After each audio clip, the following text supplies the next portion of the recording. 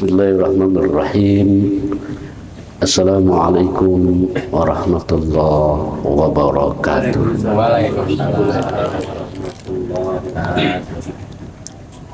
Alhamdulillahilladzi syarrafal ka'bah wa qiblatil muslimina bis shalah. Asyhadu an la ilaha illallah wahdahu la syarikalah wa asyhadu anna Muhammadan abduhu wa rasuluh alladzi la nabiyya ba'da amma ba'd. Qala Allah ta'ala fil Qur'anil Karim, laqad kana lakum bi rasulillahi uswatun hasanah. Summa qala ta'ala fi ayatil ukhra, innallaha wa malaikatahu yusalluna 'alan nabi ya ayyuhalladzina amanu sallu 'alaihi wa sallimu taslima. Summa qala ta'ala fi ayatil ukhra, ya ayyuhalladzina amanu taqullaha wabtaghu ilaihil wasilah wajahadu fi sabilillahi la'allakum tuflihun. Sadaqallahul azim. Jemaah Tauhid Pondok yang berhadir pada malam hari ini yang sangat saya hormati, senantiasa doa saya buat kita semua dan insya Allah ini menjadi kenyataan, yakni bahagia kita di dunia dan bahagia pula kita di akhirat. Mulia kita di dunia, mulia pula insya Allah kita, keluarga kita, kedua orang tua kita di akhirat. Bersyukur kita kepada Allah Subhanahu wa Ta'ala dengan ucapan Alhamdulillahirabbil alamin atas nikmat-nikmat yang senantiasa diberikan Allah Ta'ala kepada kita, yang tak pernah putus-putusnya Allah berikan kepada kita. Ya, ketuklah hati kita untuk dapat menggunakan nikmat Allah itu, digunakan untuk hal yang terbaik yang menjadi amal jariah kita, ya, terhadap harta nikmat yang diberikan oleh Allah kepada kita. Ya, mudah-mudahan saja kita semua di hadapan Allah dicatat Allah sebagai hamba Allah yang syakirin, yang pandai bersyukur kepada Allah Subhanahu wa Ta'ala. Dan dengan selawat dengan ucapan Allahumma sholli ala Sayyidina Muhammad kita sampaikan kepada baginda Rasulullah Nabi Muhammad sallallahu alaihi wasallam. Allahumma sholli wa sallim wa barik alaihi. Di bulan Rabiul Awal ini kita umat Islam kadang di masjid, di mushola, di pengajian-pengajian dengan antusias kita memperingati maulidnya Nabi besar Muhammad sallallahu alaihi wasallam. Dan itu adalah bentuk kecintaan kita kepada baginda Rasulullah Nabi Muhammad sallallahu alaihi wasallam. Dan ini mengingatkan kita akan sebuah kisah yang pernah saya sampaikan di majelis ini, bahwa Rasulullah ketika berada di kota Madinah, di dalam dia berdakwah, dia tidak menggunakan mimbar, tapi ada pohon kurma tempat dia bersandar.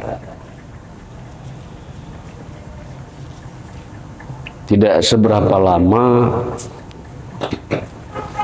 saya ulangi, tahunan, bertahun-tahun kurma itu tempat bersandarnya Rasulullah dalam berdakwah. Kemudian datanglah beberapa orang kafir yang menyatakan dirinya mau masuk Islam, dan itu disyahadatkan Rasul. Ya, jadilah mereka itu memeluk agama Islam. Dan 4 orang itu rupanya mereka adalah orang yang punya keahlian di bidang mebel, bisa buat lemari, kursi, ya, dan lain sebagainya. Maka diantaranya mereka membuat satu podium, ya, karena melihat Rasulullah kalau dakwah yang dari pohon kurma. Terus pada satu hari Rasulullah berdakwah menggunakan mimbar itu secara berulang-ulang. Sewaktu berdakwah itu Rasulullah ada mendengarkan suara tangisan dalam suasana Rasulullah berdakwah. Dari atas mimbar itu Rasulullah mencari dari mana sumber suara tangisan itu. Maka satu-satu dari mimbar diperhatikan Rasulullah. Ya, tak ada yang menangis, tapi suara tangisan itu ada. Akhirnya jemaah yang dimuliakan Allah, Rasulullah amati, ternyata suara tangisan itu muncul dari pohon kurma itu. Maka Rasulullah pun berdialog dengan pohon kurma itu, sembari bertanya, kenapa kamu menangis? Apa yang kamu tangiskan? Dengan izin Allah, kurma itu menjawab, saya merasa sedih ya Rasulullah. Dulu sebelum ada mimbar itu, saya tempatmu bersandar, berdakwah, dan saya senang, bangga dengan itu. Karena Sang Mulia yang menyandari saya, maka saya ikut jadi yang mulia. Seterusnya jemaah yang dimuliakan Allah, apa yang kau inginkan dari diriku? Apakah kau ingin orang yang kucintai, orang yang mendapatkan syafaat, atau yang kau inginkan ingin masuk surga? Maka pohon kurma itu menjawab, saya bukan ingin masuk surga, tapi saya ingin mendapat syafaat, mendapat kemuliaan dari dirimu. Barangkali kalau orang tidak paham, mungkin seperti saya, andaikan saya menjadi pohon kurma itu, maka saya menjawab dengan 2 pilihan tadi. Maka saya katakan kepada Rasulullah, aku ingin masuk surga. Tapi itu tidak dikemukakan kurma itu, tapi dia ingin mendapat kemuliaan, dia ingin mendapat syafaat. Ya Rasulullah pun, kalau itu yang kau inginkan akan kupenuhi. Nah jemaah yang dimuliakan oleh Allah, sepohon kurma begitu cintanya kepada baginda Rasulullah Nabi Muhammad sallallahu alaihi wasallam. Kenapa hal ini bisa terjadi? Ya, kalau kita ungkap dengan kajian kita selama ini, karena dia tahu dirinya berasal dari Nur Muhammad sallallahu alaihi wasallam. Orang yang bisa mencintai Rasulullah, ya ibaratnya seperti pohon kurma tadi. Ya orang yang mengenal akan keberadaan yang sesungguhnya, yang dikatakan Nur Muhammad itu, yang dikatakan Rasulullah itu, kecintaan yang mengetahui keberadaan itulah cintanya yang akan membara. Ya, sehingga orang yang sadar akan asal dirinya berasal dari Nur Muhammad, maka itulah yang dicontohkan bagaikan sebuah pohon kurma. Ya. Jadi bukan sebuah hayalan. Sering kita melihat di acara maulid yang dibicara, yang apa, kalau ada pop song anak muda, mereka tampil dengan lagu dan gitar gendang, ya, bergendang di dalam masjid, iya kan, main gitar dalam masjid dengan goyang pinggul, ya, dengan judul lagu Kami Rindu Padamu Ya Rasul. Di mana mungkin seseorang itu bisa rindu kepada Rasul kalau dia tidak mengenal Rasul yang sesungguhnya. Dalam hal ini adalah Nur Muhammad Sallallahu Alaihi Wasallam. Tapi Ustaz, kenapa mereka menangis, meneteskan air mata? Ya, dengan bertepuk tangan, apa, menadahkan tangan, rindu kami padamu ya Rasul, rame-rame itu, ya, meneteskan, nangis. Ya, awak yang sudah mengenal keberadaan itu nggak nangis, mereka malam itu tampil nangis. Apa yang mereka tangiskan, ya yang jelas karena mereka menyanyikan itu. Ya kan, barangkali lebih menarik lagi kalau diganti lagunya yang bisa membuat kita menangis, ya kan, apalagi ada kaitan lagu itu dengan jalan hidup kita. Seperti apa contohnya itu? Apabila ku ingat dirimu di saat bersama, hidup sengsara, makan sepiring kita berdua. Kadang bisa nangis. Kenapa Pak Rajib? Ya mungkin itu sebagian dari episode kehidupan kita di masa remaja. Ya seperti itu. Ya kan? Nah, nangis, tapi nyanyi baca selawat nggak nangis. Nah, ini yang mau kita lihat kaji. Nah, jemaah dimuliakan Allah, kita melihat peringatan Maulid itu setiap tahun diadakan, ya, tanggal 12 Rabiul Awal, iya kan, ya, itu. Tetapi saya ingin katakan, peringatan Maulid yang kerap kita dengarkan itu hanya perjalanan hidup Nabi Muhammad Sallallahu Alaihi Wasallam, mulai dalam kandungan sampai dia lahir, ayahnya meninggal, ya, umur 8 tahun, ikut dengan kakeknya, ya, kakeknya pun meninggal, ikut dengan pamannya. Dan itulah yang terus kita dengar dari setiap maulid. Nah, maka saya mengatakan, tidak menyalahkan, tapi saya ingin mengatakan inilah bentuk maulid secara syariat. Dilarang? Tidak. Dibolehkan.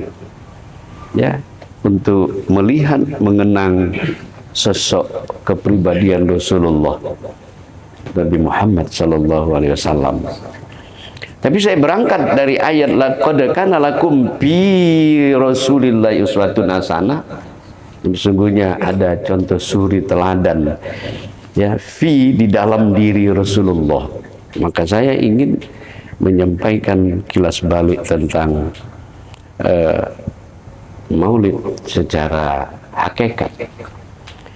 Ya, kelahiran Rasulullah Nabi Muhammad Sallallahu Alaihi Wasallam, ya, kita sudah tahu tanggal 12 Rabiul Awal bertepatan dengan tahun gajah, ya. Nah, tetapi sosok sebelum Muhammad bin Abdullah dilahirkan di kota Makkah, Mari kita lebih jauh mundur. Ya, ketika Allah Subhanahu wa taala menciptakan Nabi Allah Adam ya di surga. Ya, yang jasadnya itu bersumber dari 4 anasir. Angin, air, api, tanah. Ya. Dan langsung bentuk Adam itu yang menciptakannya adalah langsung, mohon maaf, tangan Allah. Dia bentuk Adam. Wa khalaqa Adam ka surati. Aku ciptakan Adam ka surati, seperti bentuk raut wajahku, kata Allah. Ya. Kemudian disandarkanlah Adam seperti patung. Sudah ada kepala, mata, hidung, mulut, tangan, kaki, lengkap. Tetapi jemaah yang dimuliakan oleh Allah, Adam belum bisa apa-apa. Karena jasad kita ini adalah benda mati. Ini benda mati. Maka ini harus kita selusuri lebih dalam. Ya, ketika kita bersolat, ya, ketika kita berzikir, ya, lihatlah diri jasad ini adalah benda mati, bagaikan patung. Ya, ini coba dipraktekkan. Ya, nah, kemudian jemaah dimuliakan Allah. Setelah sempurna penciptaan fisik Adam itu 142 hari. Maka kata Allah, fa iza sawaituhu wa nafakhtu fi min ruh. Maka ketika itu ditiupkan Allah lah sebahagian ruhnya ke dalam jasad Adam. Ya, ditiupkan Allah sebagian ruh ke dalam jasad Adam.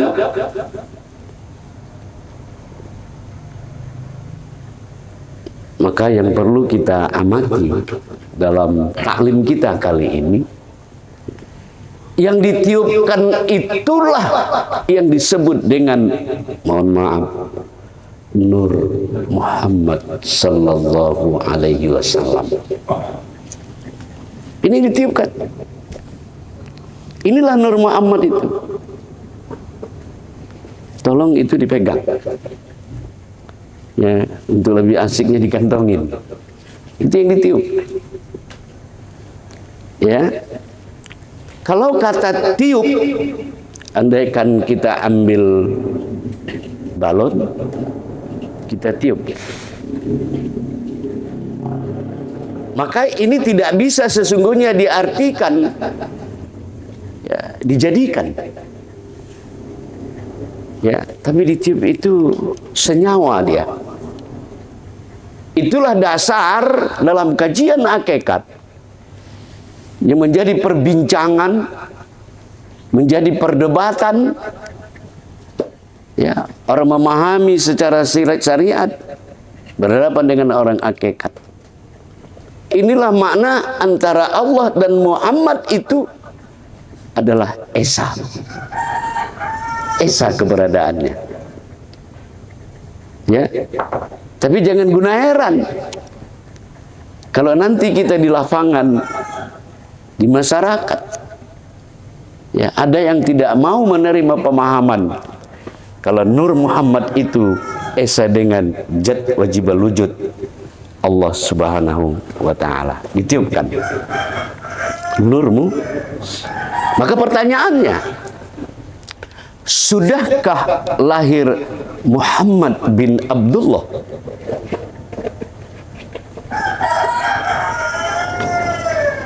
Maka jawabnya, Muhammad bin Abdullah belum dilahirkan. Karena jarak antara Nabi Allah Adam dengan Nabi Muhammad sangat jauh.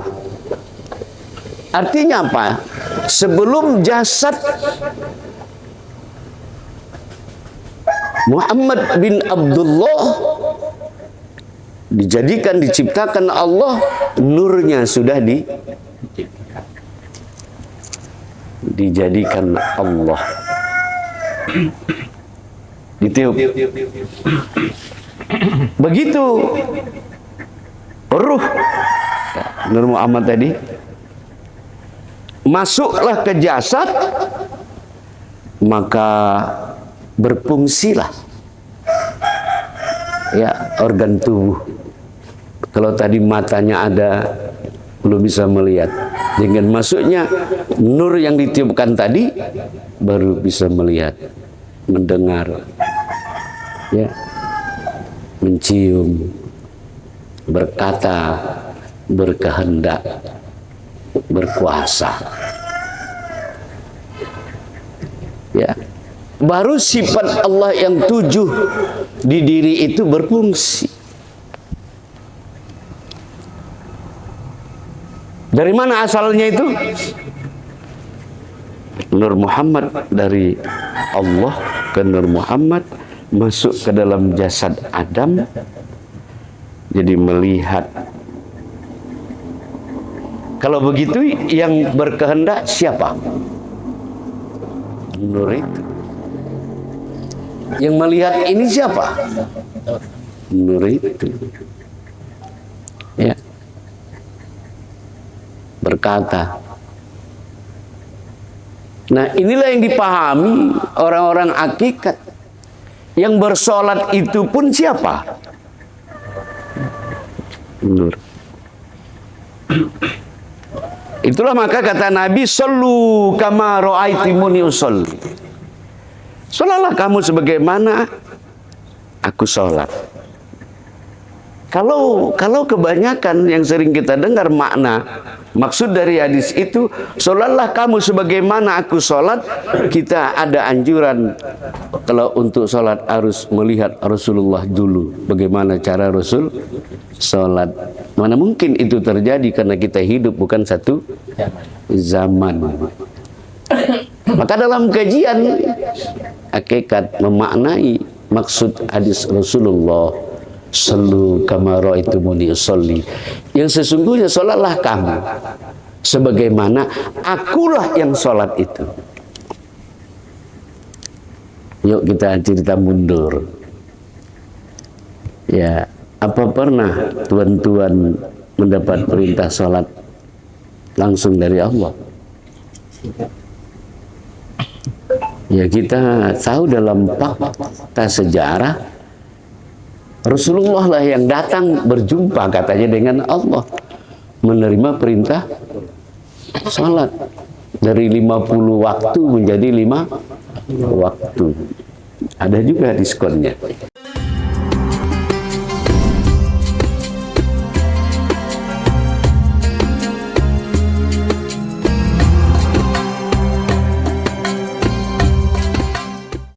Kalau begitu dalam versi ini, jadi yang melihat ini, yang bergerak ini, yang berkehendak ini, yang mendengar ini, itu sesungguhnya bersumber dari Nur Muhammad, ya, yang kemudian dia bersinonim dengan ruh dan bersinonim dia dengan turun naiknya napas.